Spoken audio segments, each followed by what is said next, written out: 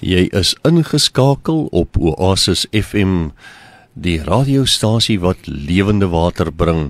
Nou jy kan inskakel en ons nooi jou om saam met ons te luister.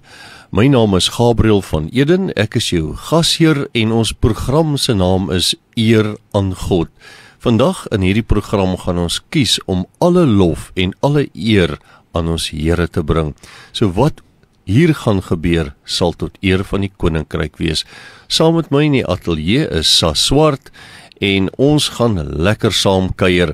Daar's 'n pragtige jaar wat vir ons lê en wag, 2026 en elke dag van hierdie jaar kan jy kies, wat gaan jy maak? Gaan jy dit geniet? En kom, geniet hierdie jaar wat wag. Oor na jou toe, Sas. Goeiemôre, 'n wonderlike voorreg om hier te kan wees. Ek is Sas Swart, afgetrede predikant wat al jare op met pensioen is en wat nie kan ophou om die naam van die Here te dra en groot te maak en uit te bring nie. Ek moet vertel, ek moet sê. En daarom is dit vir my so eer en wonderlike geleentheid om dan saam met Gabriel in die teenwoordigheid van die Here vanmôre ook by julle in julle huise teenwoordig te kan wees. So baie dankie vir die geleentheid. Ek wil net vir jou vra, Sas, jy het nou al 'n hele paar keer die voorreg gehad om 'n nuwe jaar te mag betree. Wat sal jy vir ons luisteraars vandag sê? Wat het jy geleer rondom as die jaar nou begin? Wat is jou ondervinding van God se getrouheid en liefde? My ondervinding van God se getrouheid en liefde is geweldig groot. Ja. Maar omdat ek soos ek is, mens is en my hele lewe baie foute maak en elke dag nog foute maak, ja, is ek geneig om dan veral gekoppel aan nuwe jaar, die nuwe jaar te wil begin met voornemens in my hart van wat ek anders sal doen of wat ek anders wil hê. Al die pynhope en dan in 'n sekere sin die mislukkings van die jaar wil ek definitief nie in 'n nuwe jaar weer beleef nie. Ja. En daarom gaan ek die nuwe jaar in binne myself dood eenvoudig met 'n klomp voornemens van wat ek wil doen in hierdie jaar. Ja. En die hartseer daarvan is dat wanneer ek met die nuwejaarsvoornemens baie positief en getrou begin, wanneer dit by Februarie kom, dan weet ek nie meer wat een van daardie voornemens was nie. Maar ja, dan weet ek, en dit is jou vraag, God is getrou. Ja. Om vir my te vat in die pynhope van my lewe soos ek is. Ja. En dat hy vir my rig in die nuwe jaar in. Ek het op 'n stadium gehoor iemand sê, moenie terugkyk nie, kyk vorentoe. En ek het gehoor en ek besef mens moet fokus op die toekoms waantoe ons op pad is van hierdie pragtige nuwe jaar. Maar toe kom die Here na my toe en hy sê vir my, my kind, kyk bietjie terug. Kyk bietjie terug oor laas jaar en die vorige jaar en kyk terug oor jou lewe. En ek het gaan dink en ek het gewonder en so aan en toe besef ek net, die Here doen my eintlik 'n guns om dit te kan doen, want toe ek terugkyk, toe besef ek sy getrouheid, sy liefde, sy regverdigheid en my verlede, en ek glo elke mens se verlede is 'n bewys van ons Vader se groot liefde, sy getrouheid en die skrifgie wat sê, ek sal jou nooit begewe of jou verlaat nie.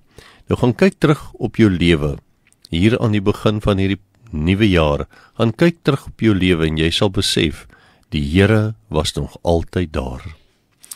Enige terugkyk op 'n mens se lewe, ja, is binne in jou hart en in jou menswees, ja, vir jou 'n geleentheid, 'n uitdaging om dit wat was, yes, mooi te maak, ja, reg te maak, ja, te herstel, terwyl jy weet dat jy binne in die hand van die Here is. Jesaja sê, die Here se arm is nie te kort om te red nie, om vir jou op te tel nie, vir jou te koester nie.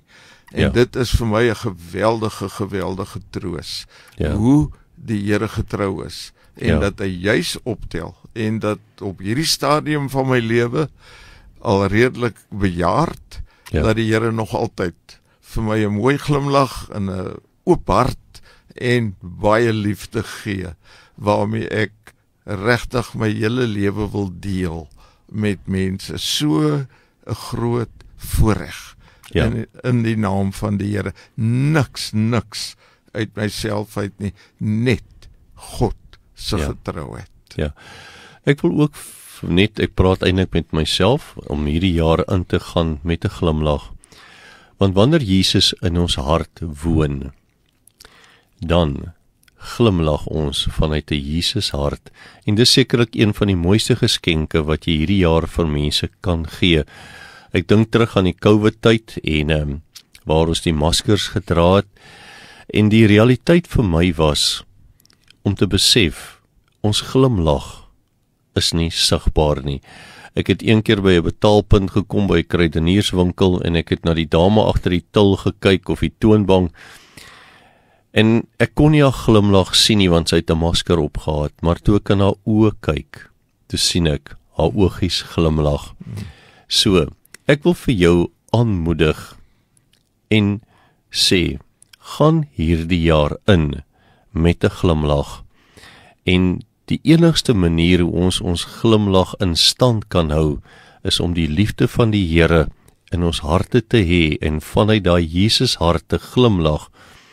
En dan gee jy vir mense die mooiste geskenk wat geld nie kan koop nie.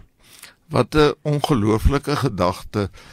Desember maande, Kersfeestyd, is daar geweldig mense wat in die mall op en af. Ja. En jy loop by hulle verby en jy sien strak gesigte. Dis hy. En dan raak dit vir my in die hart, want dan weet ek nie wat binne in so mense hart regtig aangaan nie. Die lewensvreugde lyk asof dit baie keer uit mense se lewens verdwyn het. Ja. Ek dink sommer nou in Nehemia 8 vers 10 wat sê, die vreugde van die Here is my sterkte. En weet jy, ek kan nie dink dat 'n vreugdevolle mens 'n ou strak suur gesig gaan hê nie. Laat toe dat die Jesus glimlag op jou gesig verskyn. Wat vir my ongelooflik is, jy haal nou Nehemia aan, veral in terme van nuwe jaar, was dit ook vir Nehemia hulle toe hulle teruggekom het uit ballingskap uit, by die ruïnes van Jerusalem, van die tempel, wat alles afgebreek is, puinhope is, en hoe hartseer dit vir Nehemia was, hoe hy gehuil het oor die toestand van Jerusalem, en dat dit vir hom 'n simbool was van God verlatenheid. En in dieselfde Nehemia verwys jy nou na die vreugde van God se getrouheid in dit wat God doen. En weet jy, alles het begin by die trane, by die ontdekking en die besef van die pynhope waarin dit is. En baie keer is dit nou altyd, is dit die situasie in ons eie hart, wanneer ons bewus raak van die toestand van my lewe, die toestand waar ek bestaan, en dat dit trane bring. Maar dank die Here, dat wanneer ek daai pyn voor hom erken en bely, en ook teenoor myself erken, Amen. Dan verander my perspektief. Dan gee die Here geleentheid, laat ek die woord of die woord in my hand neem, wat die swaard is, en dat ek aan die ander kant aktief antwoord en deel word wanneer ek begin bou op die fundament wat God gelê het in my lewe. Ek probeer nie die ruïnes herstel, die pynhoop herstel nie. ek bou nuut. En dit is wat Nehemia gedoen het. En daarom het hy vreugde gehad. Daarom was hy bly en kon hy jubel in die Here.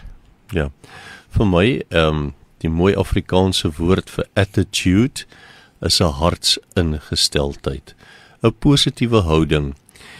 En ek het net in my eie lewe besef dat wanneer ek kies om 'n positiewe hartsingesteldheid te hê, dan verander alles.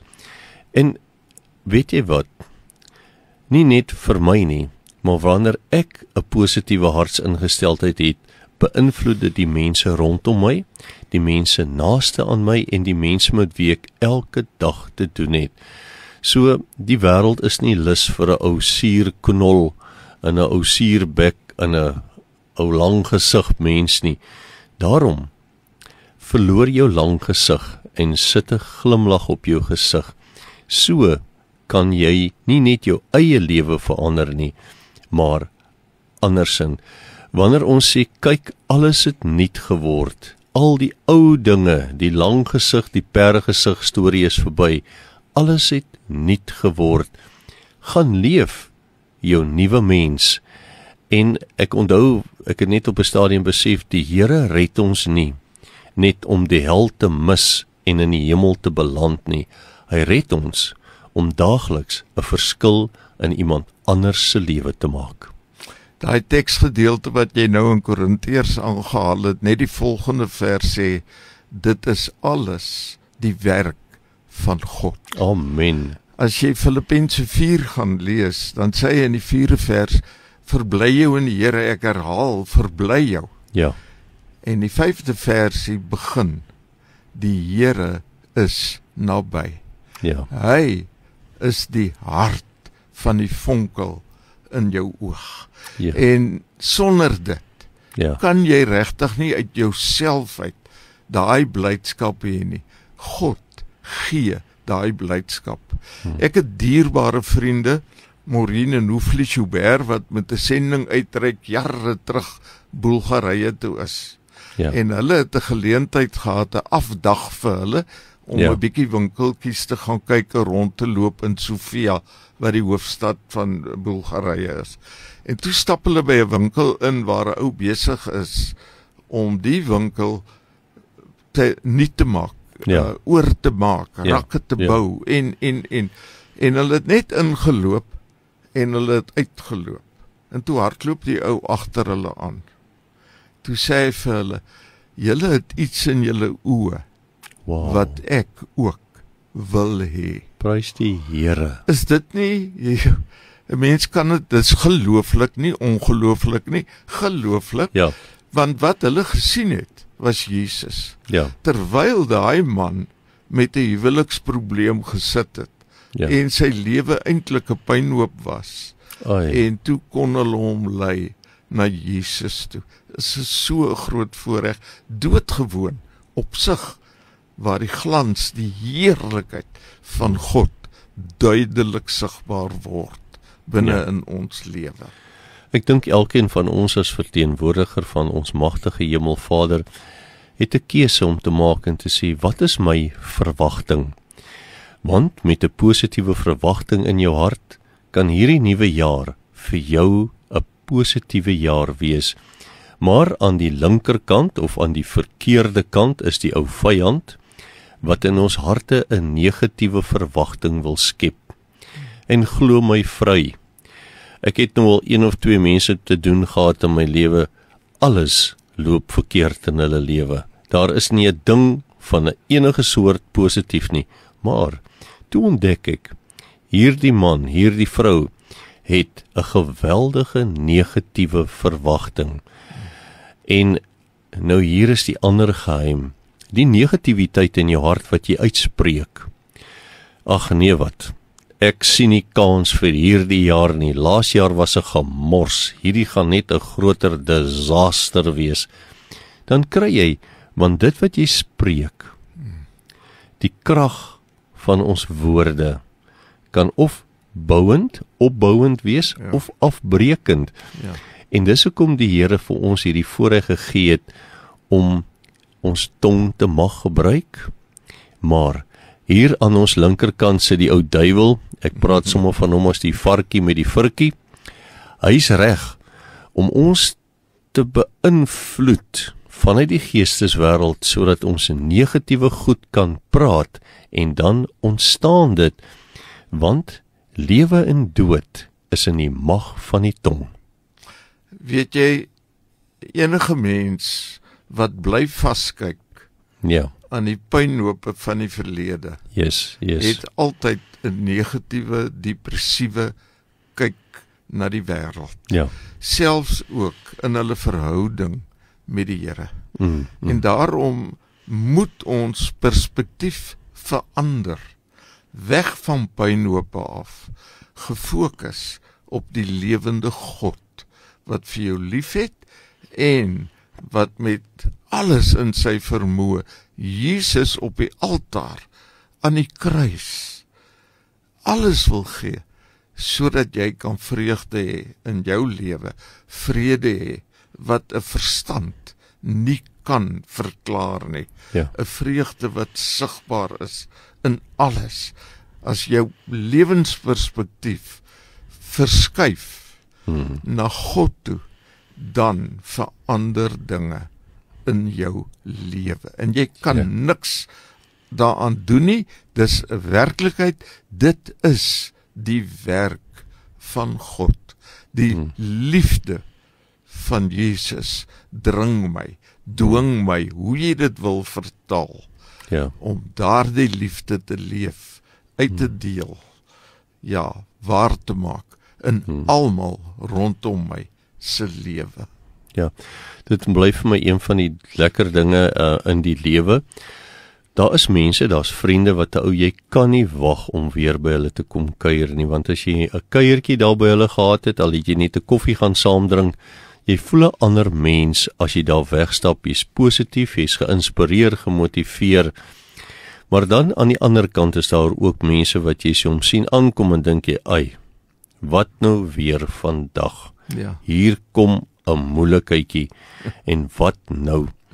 En terwyl ek nou so praat van dink ek sommer toe die Israeliete die beloofde land nie ontvang het nie, maar die woord sê hulle moes die beloofde land in besit gaan neem, en by Jerigo het dit goed gegaan, alles het mooi uitgewerk, hulle die Here die mure laat inval, en toe gaan hulle na die volgende stad toe, en hierdie stad se naam was Ai, en daar het die Israeliete 'n paar mense dinge in ongehoorsaamheid of net in hulle eie gewin probeer doen, en toe het die Israeliete bietjie pak gekry, en ek is amper seker daarvan, dit is waar die uitdrukking in Afrikaans vandaan kom, ai tog. Nou ek kan nie sê dit is so nie, maar ek dink nou maar net, hoe moes die Israeliete gevoel het, die geweldige oorwinning by Jerigo, die Here die mure laat omval, hulle het in gehoorsaamheid om die stad gestap, en die 7de keer gedoen wat God gesê het, en toe die mure ingeval, absoluut oorwinning, en toe loop hulle vas in Ai tog. Dis 'n wonderlike voorbeeld wat eintlik die lagspiere, die humor wat 'n mens so baie keer raak lees in die Bybel en dan pertinent in hierdie gedeelte. Ja. Ons kan God se oorwinnings so maklik ons oorwinnings maak. En wanneer dit gebeur, dan verloor ons perspektief, fokus op God. En dit is presies wat daar met die Israeliete gebeur het. Hulle het gewen, hulle is vol triomf, en dan die volgende oomblik, wanneer hulle 'n klein plekkie moes inval, dan kry hulle pak, soos wat jy sê. Maar die afloop van Ai is dat die Here weer vir hulle gewys het, hy is in beheer. En slegs 'n paar mense wat paraat is, met ander woorde, gefokus is op God en sy krag, gaan dan oor in die oorlog, en hulle behaal klinkende oorwinning, wanneer God Ai inneem, vir en namens hulle, nie, niks vir hulle om op te roem, en goed te voel, of bly te wees nie, net te jubel en bly te wees Ja. in God wat dit alles vir 'n ons mens gee. is maar 'n oulike dingetjie. Die woord sê ook, ek leef nie meer nie, maar Jesus leef in my. Maar dit is vir my asof die ou mens elke nou en dan weer uit die dood uit opstaan, en dan moet 'n mens daadwerklik agterkom. Hier is die ou mens besig om weer lewe te kry, en hy of sy wil die scepter swaai. Ek wil net vir 'n slag. Dis al wat ek hierdie jaar wil doen. Ek wil net doen wat ek graag wil doen. En is my so mooi, die wil en die doen, wat ek wil doen. En ek het dit in my eie lewe ook besef, hou op om te wil doen. Laat God toe om te doen wat hy wil doen, nie wat ek wil doen nie. Praat vanoggend met iemand wat vir my sê, ek is maar 'n eenkant mens, ek hou nie van dit nie, en ek wil nie deel van 'n groep wees nie, en ek wil nie dit nie, en ek wil nie dat nie. Dan dink ek myself, my vriend, jy's besig om jouself te bedrieg. En hier is ons weer terug by die krag van die woorde. Hoe meer jy oor hierdie jaar wat wag vir jou gaan sê, ek is 'n eenkant mens, ek hou daarvan om my eie ding te doen. Wat jy eintlik sê is, Here, hierdie jaar wil ek doen wat ek wil doen. Sorg jy net dat ek in die hemel kom, maar hierdie jaar wil ek net my eie ding doen, ek wil my lewe geniet. Dis my lewe, ek wil dit geniet. Die teksie wat jy aangehaal het rondom die hele gedagte van Christus leef Ja, in my, amen. word in baie kere net amper soos 'n slagspreuk wat Christene sê. Ja, En dan verloor hulle weer perspektief, en dan gaan dit vir hulle baie meer oor hulle self. ja, Nou Paulus self wat daardie woorde gesê het, kom in Romeine 8, en dan sê hy, dit wat ek wil doen, met ander woorde, ek is 'n kind van die Here, ek behoort aan die Here, ek wil doen wat die Here wil hê ek moet doen. Wanneer dit gebeur binne my lewe, dan moet ek op die ou einde ontdek, dit wat ek wil, dit doen ek nie, maar dit wat ek nie wil nie, dit doen ek. En wat gebeur dan met Paulus, wanneer hy dit skryf in Romeine 8, dan sê hy, ek elendige, of Romeine 7, ek elendige mens, wie sal my van hierdie doodsbestaan verlos? En dan kom hy antwoord, Jesus Christus. ja. Kosbaar. Dis so interessant dat Paulus van homself as 'n ellendige mens praat. Net soos wat Moses die braambos nodig gehad het hierdie kragtige Paulus, wat soveel van die Bybel geskryf het Damaskus nodig gehad. Hy het die mooiste hart gehad, hy was oortuig, en hy wou dit wat hy doen, hy die Joodse volk met passie vervolg. Maar die Here het 'n ander plan gehad. Daarom moes hy op Damaskus sy agterend sien, en met blindheid geslaan word, en daarvandaan verder tot nuwe insig kom. Ek wil amper sê, hy moes eers blind word vir sy ou lewe, om die insig en die sig te kry vir die nuwe lewe waarvoor God hom geroep het. Die wonderlike van daai verhaal is dat die glans wat hom omstraal het, Ja, het hy gesien. Die stem wat met hom gepraat het, ja, het net hy gehoor. Die mense rondom het dit nie verstaan nie. Hulle Ja. was versla. ja, En toe hulle vir Paulus, nadat hy met sy blindheid geslaan was, moes gaan opsoek, toe was hulle bang.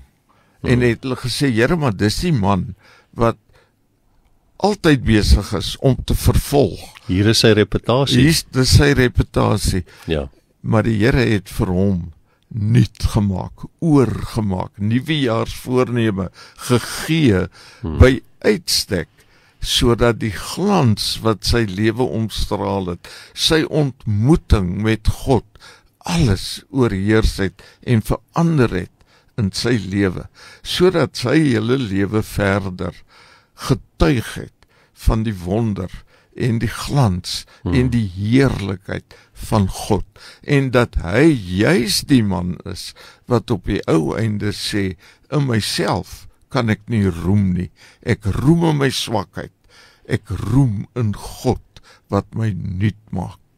Ja. En wat vir my oulik is, nadat dit wat met Paulus gebeur het op Damaskus, het hy daad by die woord gevoeg. En ek het nogal op my hart gehad, ons ken die woord in Afrikaans, jy twyfel, maar daar is 'n ander oulike Afrikaanse woord, weifel. Weifel beteken om te aarzel, besluitloos te wees, of talm om te wankel tussen twee opsies, nie seker wat om te doen nie, dikwels met die bygedagte om die gevolge te oorweeg, soos om te wonder of jy wel of nie iets moet doen of nie moet doen nie. Dis soortgelyk aan twyfel, maar weifel beklemtoon meer die aarseling by die neem van 'n aksie, so jy aarsel om aksie te neem, terwyl twyfel meer oor die innerlike onsekerheid gaan. So vir my wil ek vir jou aanmoedig, moenie twyfel of weifel hierdie jaar nie. Weifel is vir my amper die ding wat die Here iets op jou hart lê, en ons het 'n ander Afrikaanse woord ook, uitstellerigheid. Daar's 'n verskriklike lelike Engelse woord, procrastination. En ek het nou al in my eie lewe dit beleef, en ek het dit al in 'n paar mense gesien, dat uitstellerigheid, om te weifel en te twyfel, word deel van jou lewensbestaan. Maar wat ek ook daardeur geleer het, dit het 'n geweldige negatiewe impak op die mense rondom jou, jou werkskollegas, jou familie, jou medebroers en susters in die Here, en hierdie hele weifel ding. Ja, maar ek is bang om iets verkeerd te doen. Sê nou maar net, ek het dit verkeerd verstaan, of het die Here verkeerd gehoor. Nou wag ek maar liewer, totdat ek voel dis nou die regte tyd. So ek wil jou aanmoedig, gaan maak 'n studie in jou eie menswees rondom weifel. Dit gaan oor aarsel, dit gaan oor twyfel, ek is bietjie onseker, en dan hier kom die ander woord, van myself. Wees seker van Jesus in jou. Ongelooflike ervaring in my eie persoonlike lewe, en ek deel miskien te veel daarvan, maar toe ek in standaard 9 was op skool in 1965, het die Here my geroep om predikant te word. Ja. En hierdie hele ding van weifel het vir my baie jare teruggesit. Soveel so dat ek 'n goeie werk met 'n inkomste gehad het, 3 grootkinders waarvan my oudste dogter Daleen reeds in standaard 6 was, en waar die roeping lewendig gebly het, en waar ek by geleentheid gekom het wat die Here so hard met my gepraat het. Ek het 5 uur in die oggende in Somerset Wes op die strand gaan stap, en met die Here soort van oorlog gevoer oor dit wat hy wil en dit wat ek wil. En ek het voorwaardes gehad, weifel, Here, ek kan nie gaan voordat my vrou nie instem en saamstem nie. En nou moet jy verstaan, 3 kinders, 1 al op hoërskool, en 'n man wat onverantwoordelik is, om dan sy goeie werk met 'n goeie inkomste te los. Presies. En dan, wanneer 'n mens dit begin verstaan, dan kry hierdie ding 'n baie diepte dimensie. En ek het vir die Here gesê, Here, ek sal gaan, sodra my vrou saam met my in hierdie hele ding is. En toe is ons by 'n kerkgeleentheid, van 'n groeigeleentheid van die gemeente, daar naby Onrusrivier, Amana was die plek se naam, en hier staan my vrou uit die bloutyd op, en sy gaan praat met almal wat daar teenwoordig is. En sy sê daar vir my, Sas, jy kan maar gaan leer. Dit was hartverskeurend, ek huil vandag nog, as ek aan daai moment dink. En wat ontdek ek toe? In gehoorsaamheid gaan bedank ek my werk, en gaan besluit ek gaan verder leer. En julle sal my nie glo nou nie, maar die volgende dag, toe kry my vrou werk, wat by die universiteit is, wat vir my geweldig baie gehelp het, om op die ou einde te kon studeer, en te kon sorg. Daar ervaar ek beurse wat na my kant toe kom, maar ek moes eers ophou weifel. Ek moes eers bereid wees om alles op die altaar te plaas. En toe beleef ek die seën van die Here. Nie in oormaat nie, ek het nog nooit een dag tekort gehad nie. En hier sit ek vandag, en ek roem steeds in die genade van die Here, in sy sorg, in sy deernis, sy omgee, en hoe hy met my en Annie en ons 3 kinders hierdie pad geloop het. Ja, ek dink selfs vir die pad terug, as jy moet terugkyk, en nie vir jou as 'n man en vrou nie, maar ook vir julle as gesin, waar julle nie die Here se getrouheid en liefde kon ervaar het, maar daar moes 'n dag kom, wat hierdie man gesê het, ek bedank, ek gaan nou die volgende stappe neem, en vir my, die hele ding van, om 'n dader van God se woord te wees, ons kan gaan kyk wat sê Jakobus 1 vers 22, en word daders van die woord, en nie net hoorders, wat julle self bedrieg nie. Dis vir my so kosbaar om te dink dat die woord so reguit met ons praat, en te sê, 'n dader, nie net 'n hoorder nie, anders bedrieg jy jouself.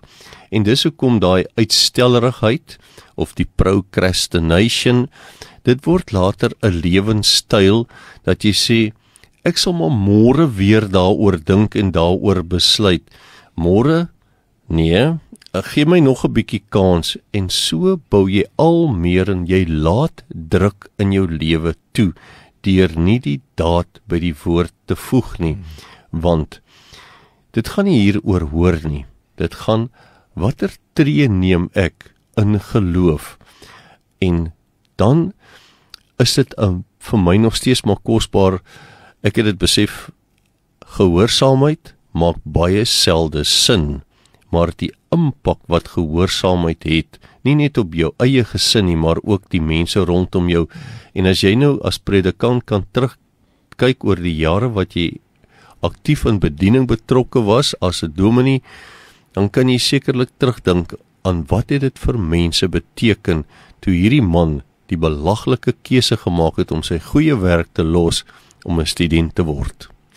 Weet jy, dit bring my terug by nou, nuwe jaar 2026, waar begin ek dan nou, as ek nou weer terugkyk na die pynhope in my lewe, en dan spesifiek kyk na my voornemens vir die nuwe lewe, waar begin ek?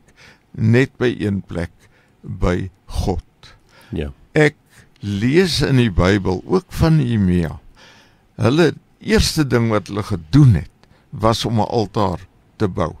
Hulle het by God begin, en God vertrou, en daarna het alles verander in hulle lewe.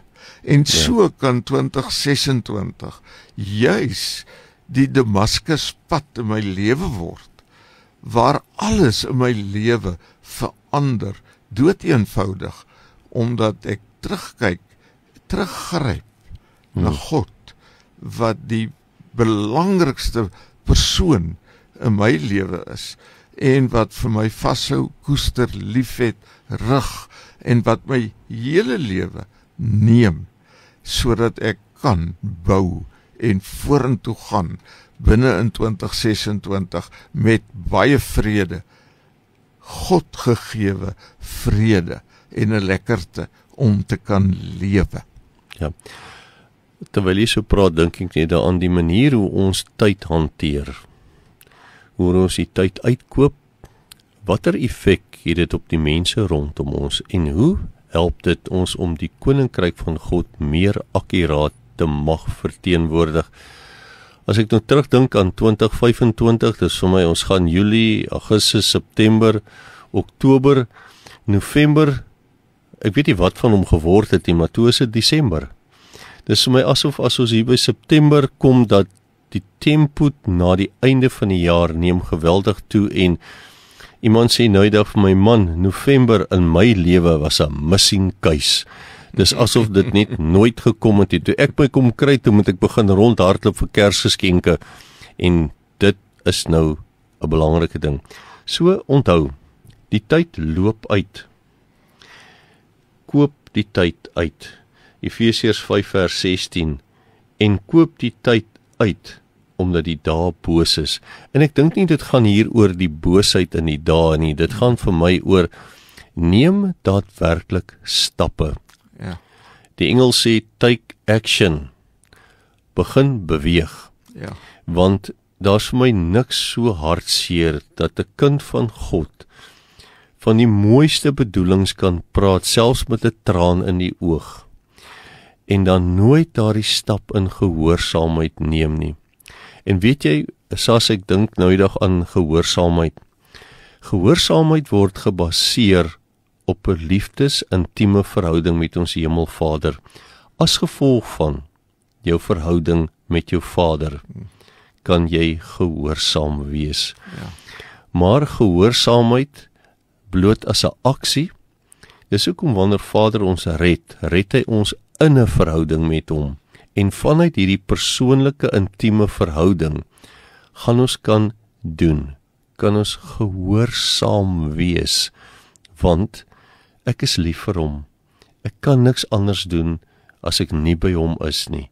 En daarom, as hy iets op my hart lê, en al maak dit nie sin nie, net sê, ja, Here, en voeg die daad by die woord. Nehemia se strategie met die herbou van Jerusalem se mure en die tempel op die ou einde, was doodgewoon dit. Ja. Jy moet aksiestappe neem. Dis reg. Binne in hulle omstandighede was daar geweldige vyhandigheid rondom die opbou van Jerusalem se mure. Ja. En die begin vir hulle was aan die een kant om die swaard te neem. Ja. Die swaard, die woord van God. Yes. Wat diep sny, wat skoon maak. Ja. Wat alles wat sleg is uithaal, sodat hulle die swaard van die woord kon gebruik om weerbaar te wees. In die ander hand het hulle die troffel gehad waarmee hulle gebou het. Ja. En ons kan nie 2026 ingaan sonder die swaard van die Gees, sonder die woord van God, terwyl ons die troffel in ons hand het nie. Ons kan alleenlik bou volgens God se hart wanneer ons vanuit sy woord hom as die enigste bron binne in ons lewe innooi, dat hy self vir ons kan help en insig gee op al hierdie natuurlike bouwerk wat gebeur, wat natuurlike dinge in hierdie wêreld is, en wat die geneigtheid het om ons van koers af te dwing, kan ons net suksesvol doen wanneer ons die swaard van die Gees het en wat die duiwel weghou en wegdryf van ons af, sodat ons in sy naam tot sy eer kan lewe. As mense so, Nehemia se lewe is eintlik vir my geweldige inspirasie. Hulle sit in hierdie ruïnes, maar hy kom tog met hierdie ding sê, die vreugde van die Here gaan ons sterkte wees, en hy het dit uitgeleef te midde van die ruïnes en die gemors rondom hom, het hy en vriende in die Here begin om die ruïnes op te bou, die mure weer te vestig. Maar dit gaan vir my hier oor 'n hartsingesteldheid. En ek is seker die knoppie om die attitude te verander is binne in ons ou borskassie ingebou en jy alleen kan by daardie knoppie uitkom om hom te stel van positief na negatief. En soos ek ook al voorheen gesê het vandag, ons positiwiteit, ons glimlag, het 'n positiewe impak op die mense rondom ons. Jy word iemand by wie mense graag wil wees, want hulle voel verkoop, vernuwe, verfris, want ons is verteenwoordigers van hierdie magtige Vader, en ek wil amper sê om ons te bederf, het hy vir ons die Heilige Gees gestuur. En die sterkste manifestasie van die Heilige Gees vir my is liefde. Nie mensliefde nie, maar daardie liefde wat van die Here afkom, wat uit ons uitvloei, wat mense aanraak, inspireer, motiveer en hulle gereed maak om die volgende uitdaging met 'n glimlag te vat. Ek is op die oomblik besig met 'n kursus met 'n paar mense, 'n kursus of nie 'n kursus nie, 'n boekie wat Stefan Joubert geskryf het oor perspektiewe op die Heilige Gees. En een van die dinge wat hy dan daarin noem, is dat sekerheid is 'n kopding.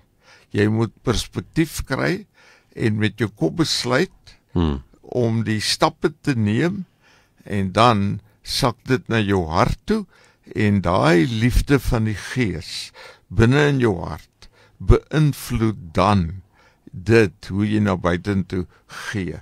Heeltemal 'n bietjie 'n ander kyk, waar ek normaalweg sou sê, beweeg weg van die kop af, die kop sak na die hart toe.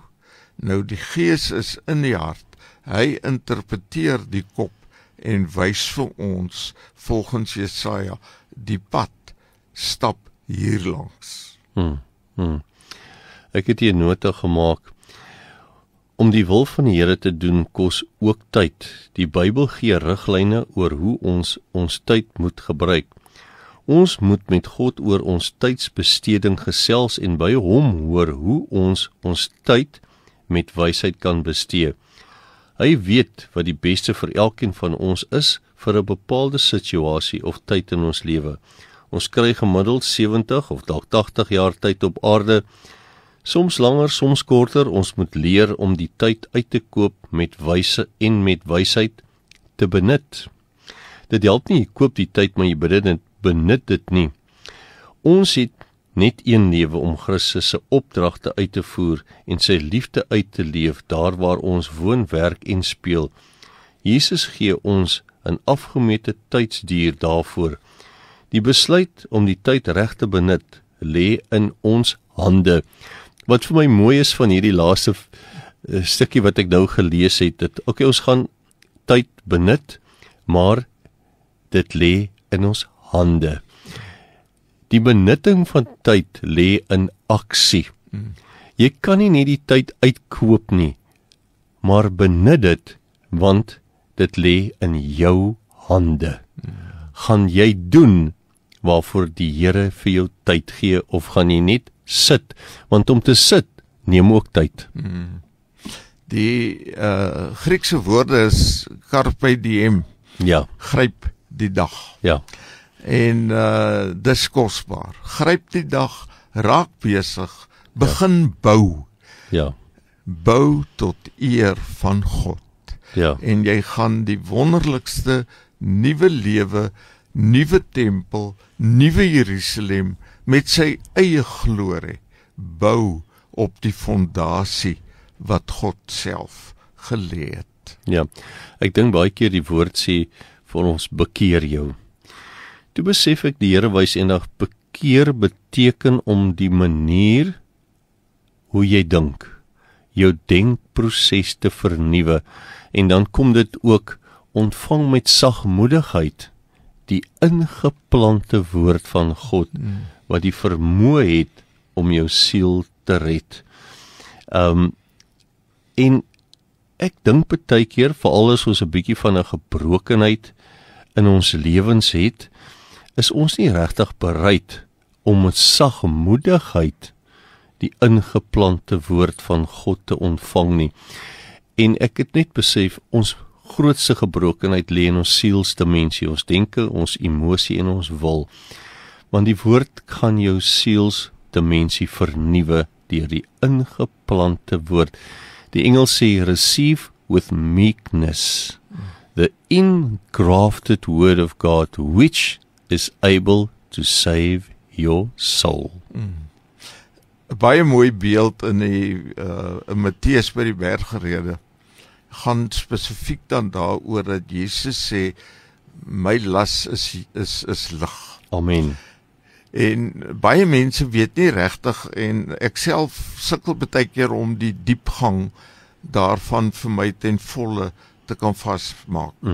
Maar dit gaan vir my daaroor dat die pynhope in my lewe is deur God verander. In die sin dat ek vrede het en vreugde het in die oorwinning. En wanneer hy vir my sê, my juk is sag, ek moet na hom toe kom, dan gaan dit juis vir my daaroor, dat wanneer dinge op die pad, byvoorbeeld met my gebeur, sê nou maar 'n taxi ry voor my in. Ja, hoe reageer jy? Hoe reageer ek?